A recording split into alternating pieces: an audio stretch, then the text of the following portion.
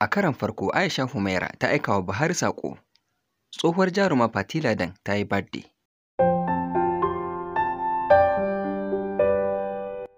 Jaruma Aisha Humaira ta aika wa Buhari saƙo akan yanayin da ake ciki a Najeriya na halin talauci da matsin rayuwa.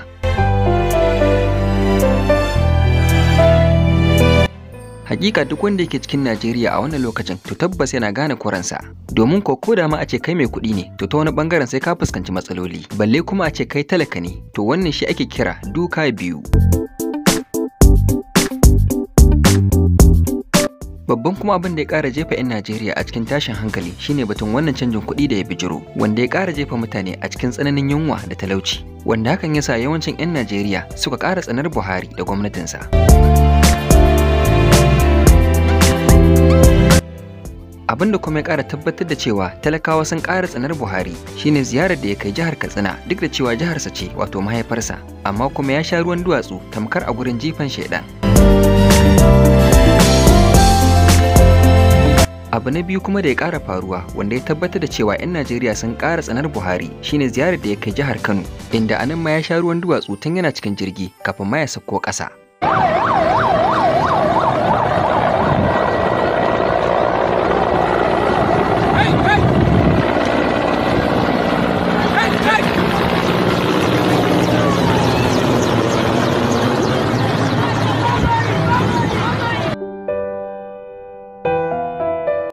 To wannan dai shine kaɗan daga cikin abin da ya faru a jihar Kano, wato a lokacin da Buhari ya ziyarci Kano, inda aka mai ruwan duwatsu tun daga sama, wato tun kafin ma ya sauko daga jirgi.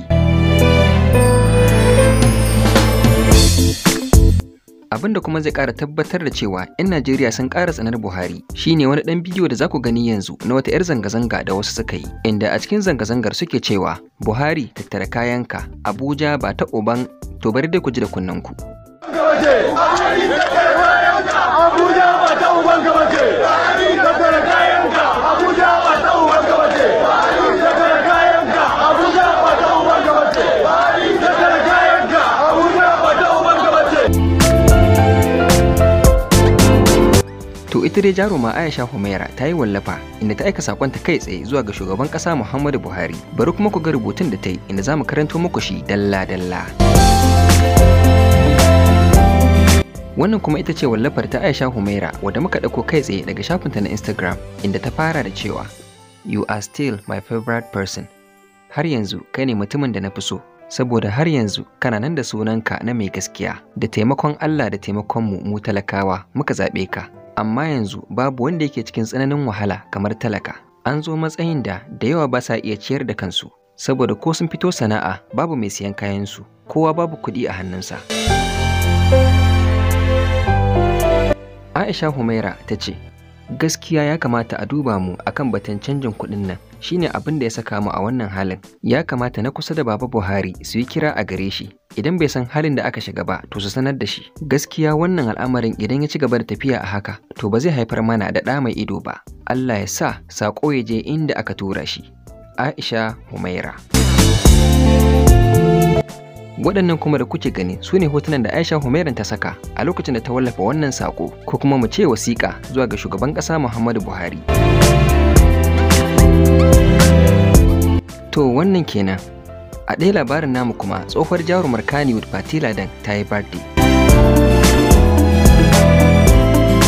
Hakika ita ma Fati Ladan wata jaruma ce a masana'antar Kannywood, wadda tana ɗaya daga cikin jaruman da ba za a manta da su ba a tarihin masana'antar. Mijin tsohuwar jarumar mai suna Yarima Shatima shi ne ya wallafa hotunan matar tasa a lokacin da take murnar ƙara shekarar, inda ya mata wasu zafafan kalaman soyayya na musamman waɗanda za ku ji su yanzu. Wani kuma shine hoton wallafar daga shafin Yarima Shatima, wato mijin tsohuwar jaruma Fati Ladan, inda Yarima Shatiman ya rubuta cikin harshen Turanci kamar haka: "It seems that everyone knows you turned a year older except me.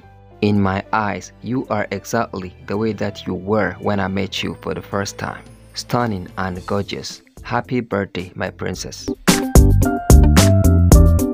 A takaice kuma da Hausa, Yarima Shatima cewa yayi, "Ina ganin kamar kowa yana kallon ki a matsayin kin ƙara shekara kin ƙara tsufa, amma ban da ni. A cikin idanuna kina nan a yanda kike.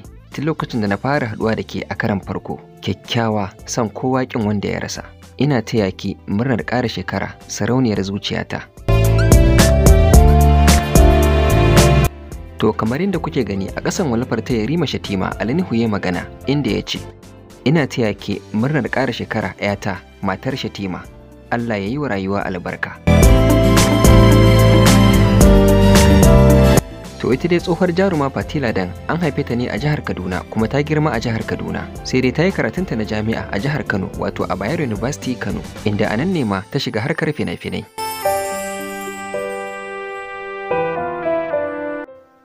A lokacin da Fati Ladan tana jarumarta a masana'antar Kannywood ta shahara sosai, domin kuwa babu wani jarumi mai ɗaukaka da bata taka rawa tare da shi ba.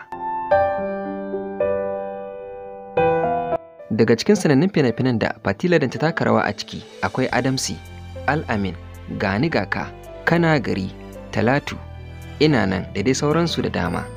Assalamu alaikum, sunana Abdullahi Yunus, mai cibiyar Kashful Alil. Cibiyar Kashful Alil mun sake inganta magungunanmu, sannan muna gode wa Allah da yadda ake samun waraka daga cutar HIV. Muna godiya da al'ummar da suke bamu lambobin yabo daga sassa daban-daban na duniya akan yadda ake samun waraka daga wannan cuta ta HIV. Ina masu fama da matsalolin raunin mazakuta da cututtuka na sanyi, cutar hawan jini da kuma ciwon hanta hepatitis A, B ko C tare da diabetic ciwon siga, cutar kidney duk muna ba da magani. Za ku same mu a babban hedikwatar mu da ke Maiduguri, babban layi daidai masallacin Yarobawa saman Bene. A jihar Kano muna Zoo Road daidai Shoprite bangaren Lilo na yara saman Bene Maria Plaza. A birnin tarayya Abuja muna Kuje titin Union Home P&D Plaza. Al'ummar jihar Gombe za ku same mu a gadon Malale Bureau cikin Ummi Plaza. A jihar Kaduna muna Rigasa Dattawa cikin Musayyab Plaza. A jamhuriyar Niger muna babban kasuwan Maradi kallacin tsohuwar likitan Maka Grand Marché de Maradi. Sannan mutanen babban birnin Yamai muna kusa da Al-Izza daidai Rome Point Police Secor jikin likitan Maka. A jihar Adamawa cikin Mubi za ku same mu a kusa da kasuwa Benin Alhaji Usman Giwa saman Bene shago mai namba 17. Al'ummar jihar Bauchi za ku same mu a titin Gwallaga kusa da babban masallacin Izala cikin AIB Plaza shago mai namba 13. Albishirinku al'ummar jihar Katsina za ku same mu a ƙofar Kaura opposite Islamiyyan Riyadul Qur'an Aminu Dan Baba Plaza saman Bene shago mai namba 4. A jihar Lagos za ku same mu a Agege. Al'ummar jihar Sokoto za ku samu wakilanmu a Abubakar Road Makera Plaza shago mai namba 25. Sannan muna tura magungunanmu a duk inda kuke a faɗin duniya.